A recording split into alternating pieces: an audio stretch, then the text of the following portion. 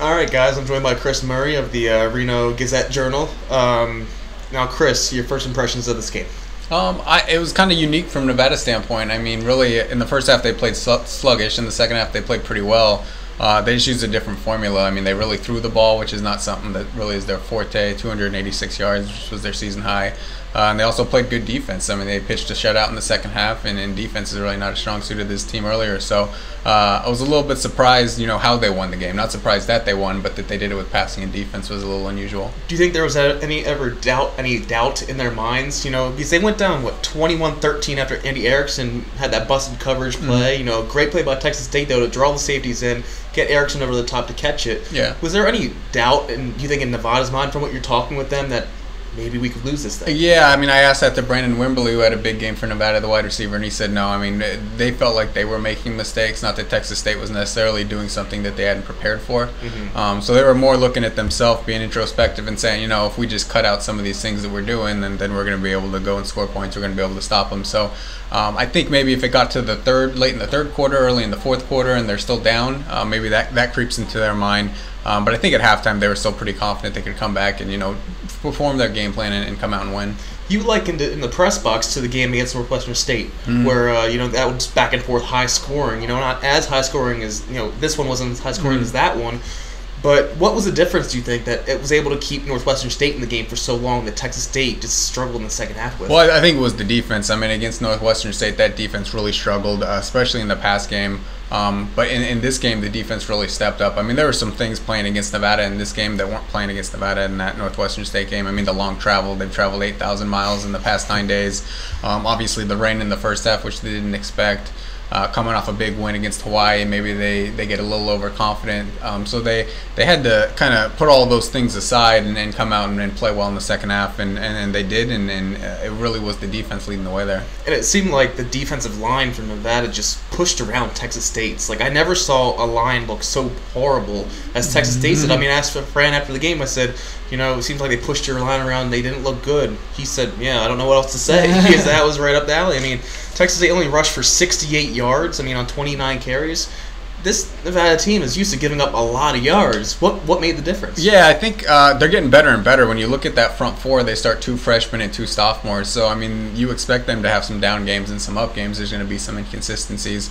But in particular, Brock Hecking's really coming along. He had 7 tackles in this game, 2 sacks. He's up to 6 sacks on the season now. He's only a sophomore. But athletically, he's ready to play at this level and he's prepared. So I just think as they get a little bit better each game out, as they get a little more experience, and they're going to be able to put up performances like this. I don't think they ever expect to hold a team to less than 70 yards rushing. that's not their MO. But at the same point, it is a pretty talented group, and now that they've got some experience under them, I think they have a little bit more confidence that they can play well. And while Jefferson had 40 carries, he's a man. What was his previous career season best? 34? Yeah. Jeez, he seemed like every single time in the first half, it would just be Jefferson carry, Jefferson rush, Jefferson rush.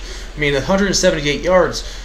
But Fajardo, 286, throwing 21 of 34. He looked locked in at points. Yeah. Really in that first half, he was pretty off. I don't know exactly what it was. He said the rain was kind of unusual. He hadn't played in a rain game since high school, so I think he had to get used to that a little bit. But, you look at Jefferson's numbers, 178 yards, which is a lot of yards, but for Nevada, it doesn't feel like a lot. It kind of was those ho-hum yards. For him to get 40 carries, I think that speaks a little bit more to their comfort level with his backups.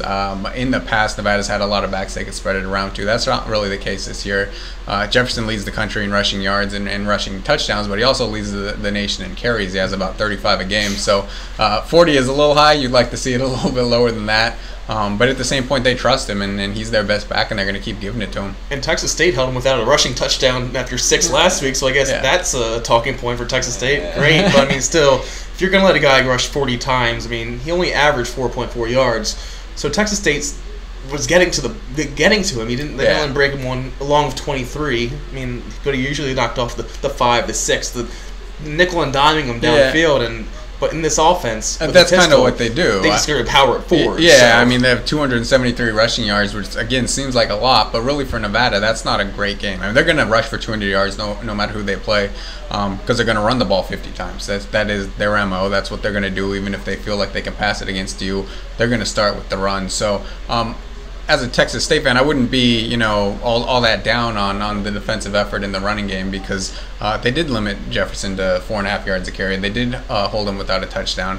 They didn't give up too many big plays in the rushing game. So I think on the whole, they did a good job in that respect. They just allowed some passing attack from Nevada that we haven't really seen this season. And they allowed a lot of third and long passes. I mean, I don't think I counted them up, but Nevada was 9 of 15 on third down, but it seemed like 8 of those came on third and long. You know, Fajardo running for a long, throwing long passes, to Wimberly and Turner. It just seemed like Texas State couldn't get off the field.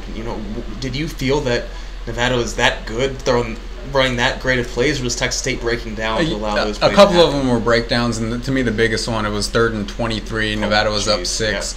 Got a 41-yard pass to Wimberly when he got behind the entire defense. It really should have been a touchdown, but the ball was a little bit underthrown. There were some breakdowns. Nevada does have some ability to throw the ball, but you don't expect them to be completing passes past 20 yards. There's a bunch of possession receivers on this team, not really any guys that go deep. So that to me was a play that kind of switched things, because if you get the stop there, they're going to have to punt to you, and you're only down 6 points. But as it turns out, they go down and get a touchdown. Now they're up two touchdowns basically, and then you're kind of fighting from a bigger hole. Now, you're used to covering this team in the Western Athletic Conference. This year, they're in the Mountain West.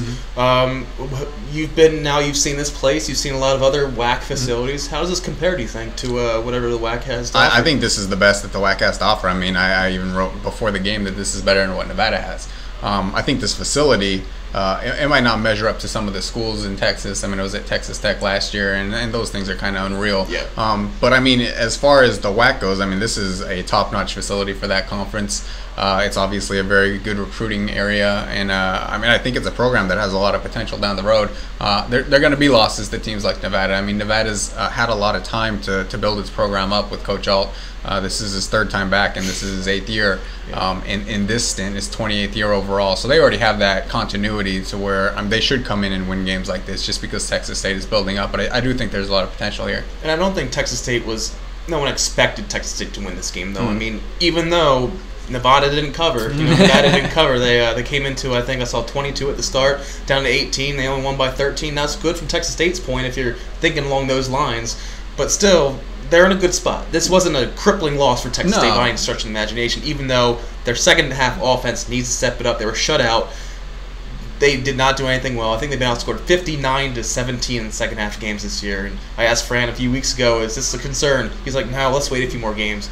I was thinking about asking him that today, but he kind of alluded to it that it was a problem. He's going to wonder what's the big thing. Yeah, I mean, when you look at allowing 34 points to this offense, that's not a bad thing. I mean, they're averaging 44 points a game. They beat Cal. They lost to South Florida by 1, and they scored 30-plus points in those games, too. So even good defenses, BCS defenses, have struggled with this offense. So I think holding this team to 34 points is a win as far as that goes. But to beat Nevada, you have to take advantage of their defense, and that's not something Texas State was able to do in the second half. So my last question is a two-parter. Obviously, you've seen a bunch of WAC teams play.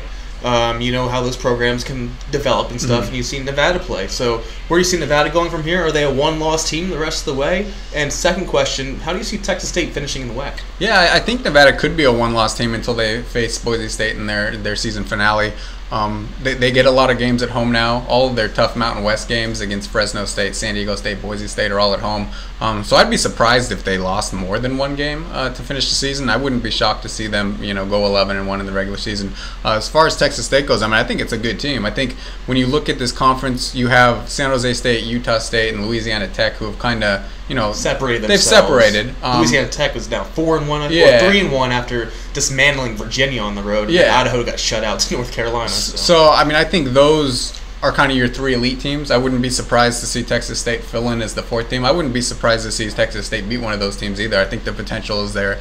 I think to think that you can compete for a championship against those 3 schools might be a little bit tough, because I think those 3 schools actually could win a Mountain West if they were in it this year. I think those are all 3 really good programs. They're going to have good years. Louisiana Tech, of course. I'm kind of afraid to see what they can do in here, because this is the 3rd consecutive game Texas State allowed more than 500 yards in their home place. So there needs to be some continuity on defense. Who knows? Next week, Texas State goes to New Mexico. That could be a winnable game, but Bob Davie has those guys playing pretty well. But Chris, thank you for joining me. And guys, this was another podcast. Thank you.